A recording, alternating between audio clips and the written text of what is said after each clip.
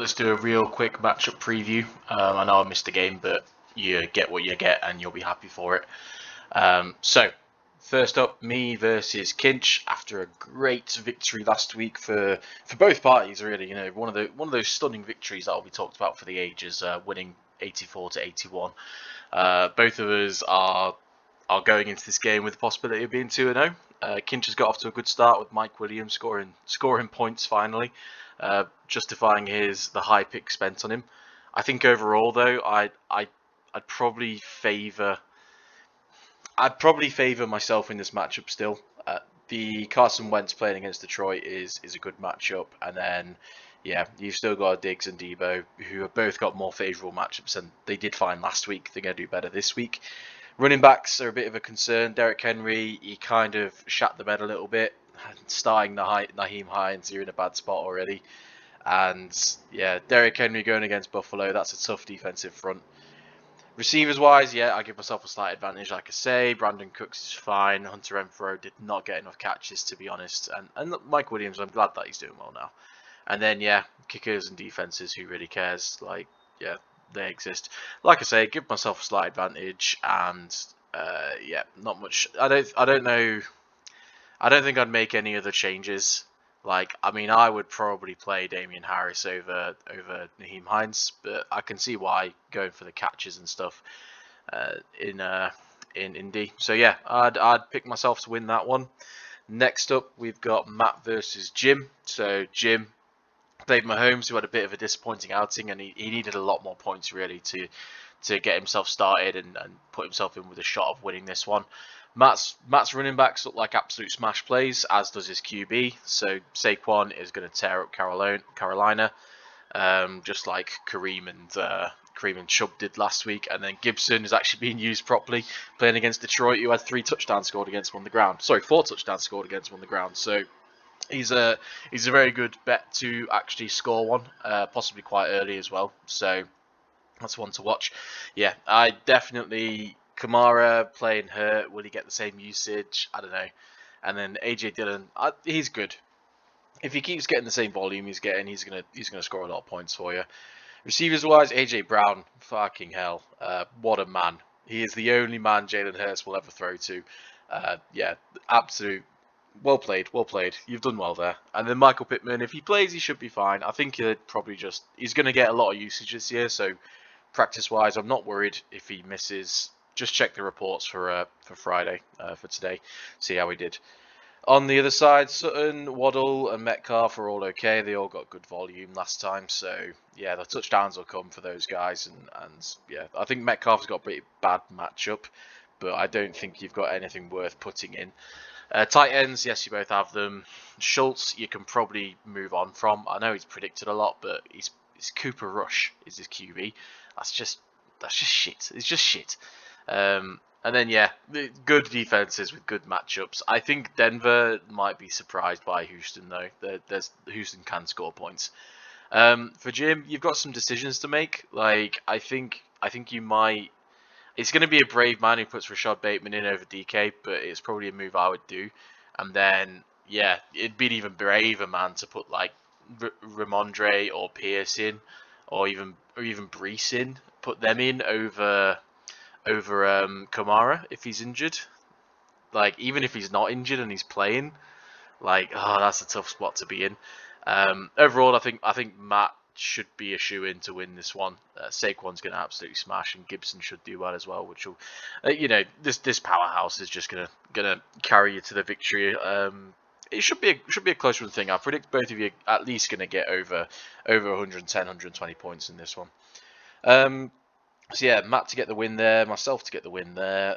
Next up, we've got Ed versus Mark. So Ed, running backs were good last week. Lenny is on a bit of an injury. Brady, none of his receivers trained on Wednesday, like none of them, which is a bit of a concern. And I know you probably invested a high pick in Brady. I would very much consider not playing him this week. I'd very much consider looking at the waiver wire, which I'll cover briefly for who's available.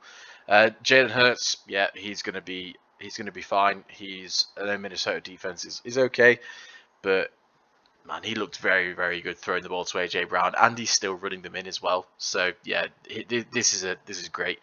Running backs, McCaffrey got some volume. Hopefully against New York, like New York are just so trash, but this should be a high scoring affair for him. And Joe Mixon as well against Dallas. Oh my word, oh my word! If Cincinnati get up early, like Cooper Rush turns it over a few times, and Cincinnati get the scores on the board, fuck, this is could be a huge score for Joe Mixon. So yeah, I love your matchups for your running backs and your QBs in a better spot as well. Wide receivers wise, Michael Thomas looks like old Michael Thomas. Mike Evans not practicing, but you know, keep an eye on him. You've probably got someone on your bench you can slip in. And then Aaron Robinson, I hope we see him bounce back. I hope we see him actually do something. And yeah, because everyone's liked him preseason. He rose up draft boards, so he should do better. He should get more than 2 targets anyway. On the other side, Marquise Brown. One thing Kyler Murray talked about after the game was getting Brown more targets.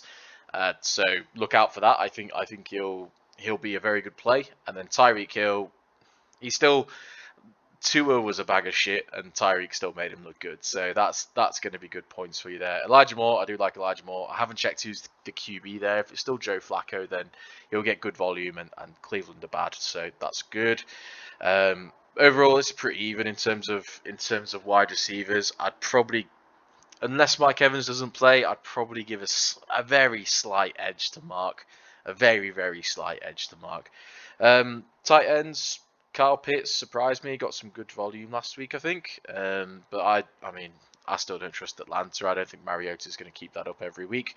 And then on the other side, George Kittle, if he plays, cool. I think they're both just guys, to be honest. If it's not Kelsey or Andrews, I don't really want to know.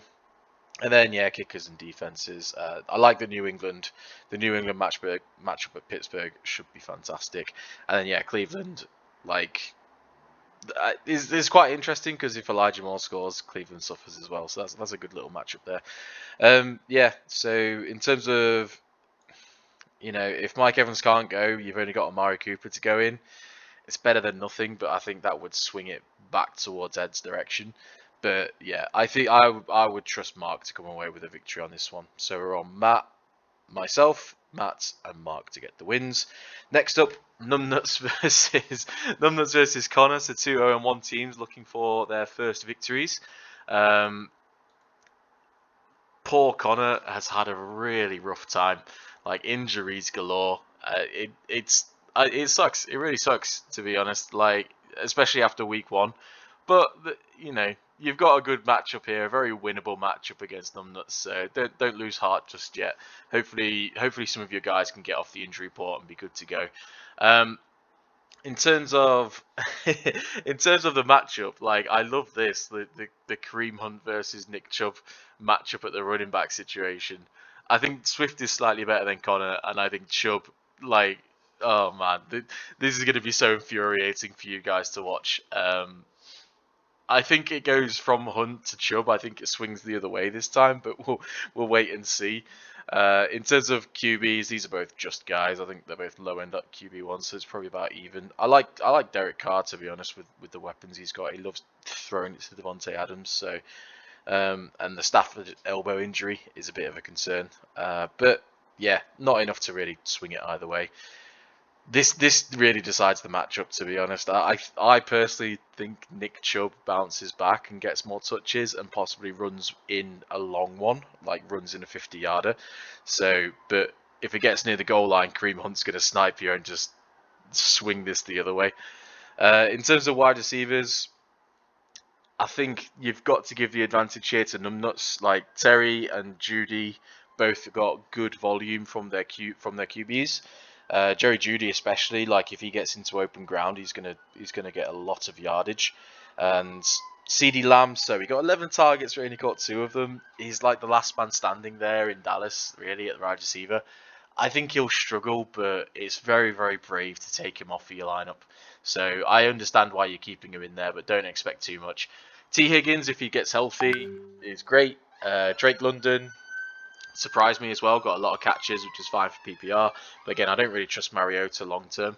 And then Devontae Smith, man, he got 0 targets or whatever it was. 0 targets. You can't trust that. You just can't trust that. But I understand why you're keeping him locked in your lineup. You're hoping the target swing the other way. Mark Andrews, he'll be great. Vermouth got very, very loose.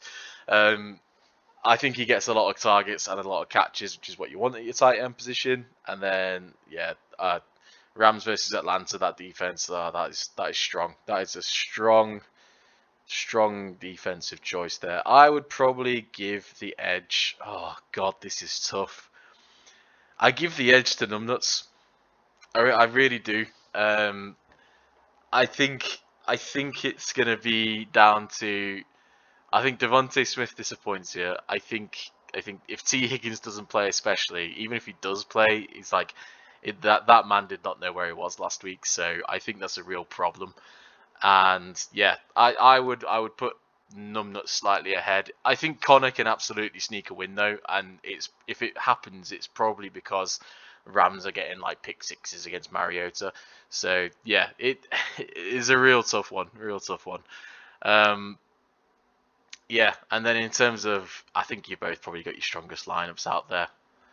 Yeah, no, that's good. This is gonna be a good matchup. I think Numbnuts takes it. So okay, so we've got uh, Matt, and then Mark, and then Numbnuts is one of my predictions so far. Next up, we have Damien versus the Bunglers. Now, Damien is off to a poor start, and his team's not looking too great. Let's have a look at what we can do. He's off to in terms of what you expect from Nick. Like Travis Kelce, he got injured, I think. We'll have to wait and see how bad that is, but 7.6 from your tight end is okay, and then 6 from your kicker. I mean, it's fucking kicker. Who even knows? But yeah, Kyler Murray at Las Vegas, Joe Burrow. I notice his projections have severely come down. I wonder why. I would put the edge. They're both away and they're both in domes. So what I tend to look for after that is how far have they had to travel. So I think Cincinnati to Dallas is a bit further than Arizona to Vegas. So in terms of travel time, the Cincinnati guys have had to travel further. I think that's going to put them at a slight disadvantage. I'd give Kyler Murray a slight edge there. So yeah, but only a slight edge. I think they'll get some work done throwing it over to Hollywood. Then running backs. I love this from Nick. Like Jonathan Taylor against Jacksonville, he should absolutely smash. Like, yeah, he should really get some work done. And then Sanders as well, at Minnesota. Like AJ Dillon and Aaron Jones did do work on the ground, so we'll see what they do. They look good running the ball last week, and Sanders actually got quite a lot of time. On the other side, Damien made the mistake of not locking down his Najee Harris points by not getting the backup. If Najee does play, then he's going to be playing injured and probably on a snap count. So this isn't good. This isn't good for him. And in general, New England run defense is always all right. I don't know. I don't think he does that much. If he falls in for a touchdown, you're happy. And then as well, Josh Jacobs. I didn't really see what he did last week, to be honest. So I mean, 60% snap share is okay. Like, yeah, I don't know. It'll be all right. I guess. But yeah, I mean, you can't look past Jonathan Taylor in terms of who's going to be the best there. Next up, receivers. This is just so nice. It's so nice to look at. Jefferson and Kupp is lovely against DJ Moore and Jacoby Myers. Fucking hell. Yeah, there's a big advantage here. And then tight ends. So Darren Waller could be a bit swingy for you if you get some catches, but nah, I don't think there's really any hope for you. Yeah, I don't think any changes need to be made. Personally, Nick, I would play Curtis Samuel over Deontay Johnson. Like, you spent for him, you put the fab down for him, so trust him, especially against Detroit. Like, that could be a bit of a surprising shootout based on last week. So yeah, just trust him. You spent the money on it. Like, you know what you're going to get from Deontay, which is good. It's definitely good, but it's Mitch Trubisky good, so it's not that good, So yeah, I'd consider putting Curtis Samuel in. On the other side, Damien, it really doesn't matter. I think you're going to get destroyed either way. If Swift is definitely out though, let's get Javonte Williams in over Najee, and just be happy. Try and find some joy at this weekend. Yeah, so yeah, I'll give that one to Nick. So in terms of predictions, we're going me, Matt, Righty, Numbnuts, and then Nick, and then finally we have Mikey D versus Skell, and a lot of players played already. Let's see what's already happened. You got to be happy with that from Justin Herbert. Hopefully he's not injured, because he is a star. He is an up and coming star in the league, so hopefully he's fine. And then Clyde Edwards-Helaire as well. He's actually doing work for you, man. He's actually doing work. 4 catches, lots of yardage. If he got a touchdown, that's a hell of a day. I haven't watched the highlights yet, so we'll see how he does. And on the top of that, Eckler, he came under his projected, but his projected is always silly. And fuck, you've got to love this. 10 targets, 14 carries. This is huge volume. 24 times this guy had the opportunity to touch the ball. The downside is he turned those 24 into like under 100 yards. So he's going at under 2 yards a touch. Yeah. On the other side, QB wise, you've got Russell Wilson still to play.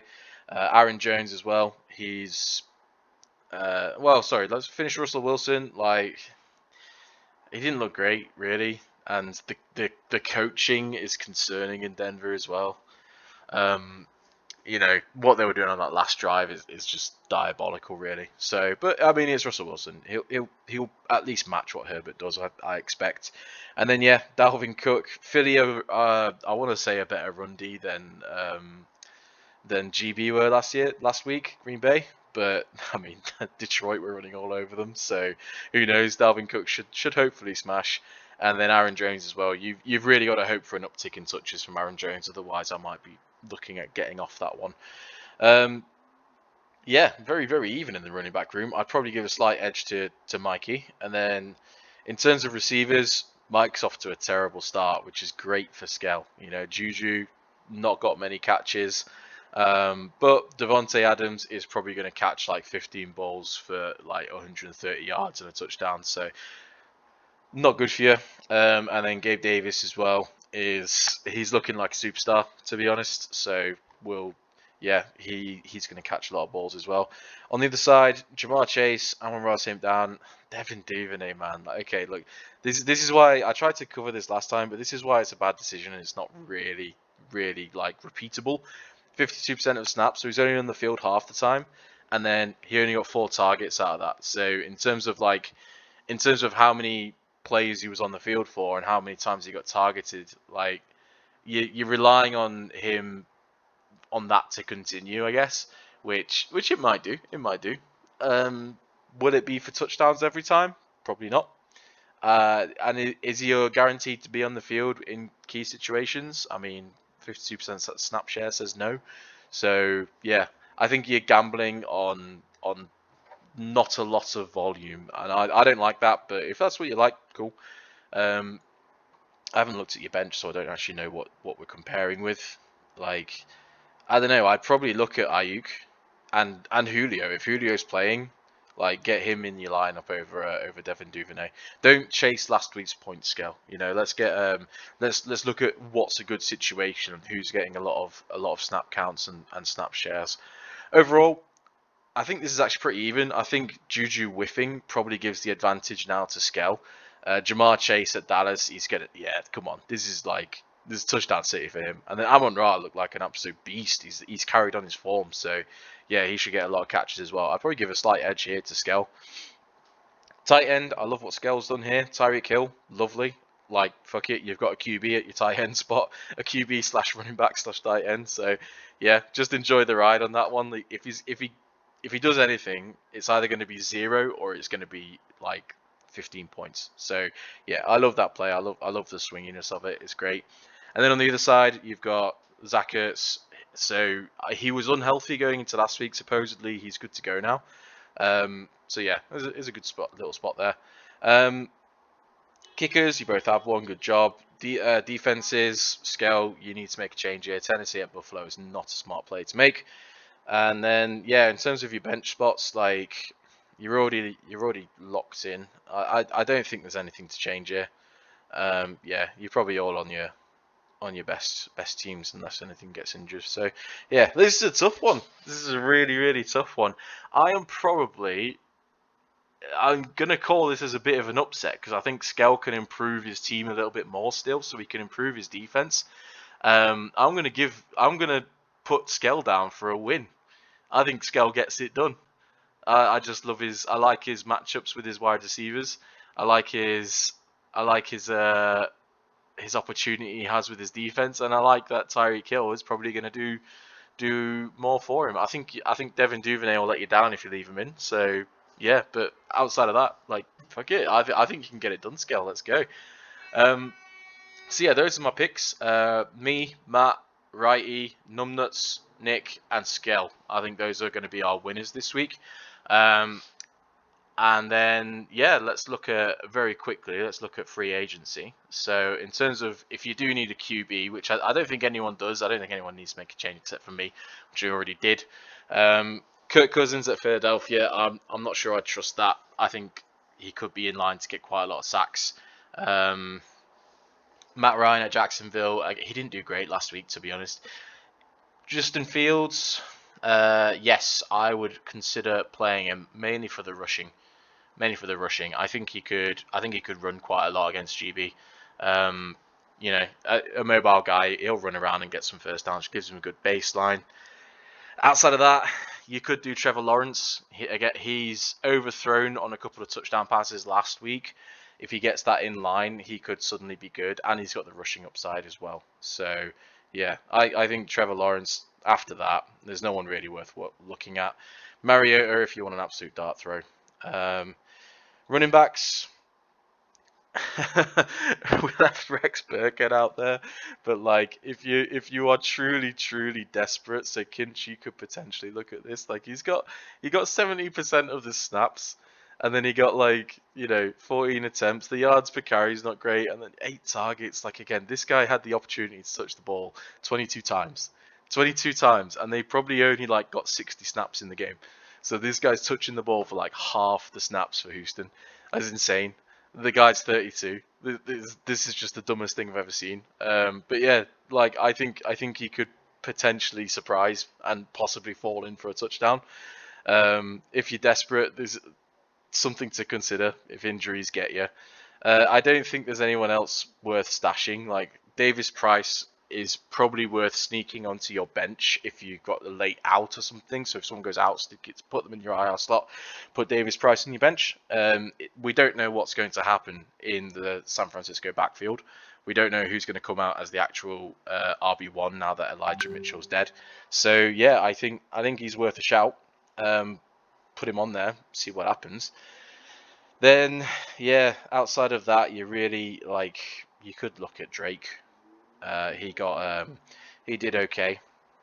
Again, a good snap share, but I think J.K. Dobbins might actually be back, so it's probably one to avoid. But in a pinch, he could go in, and then in terms of other people you might want to sneak on, there's not really that much, that's worth looking at.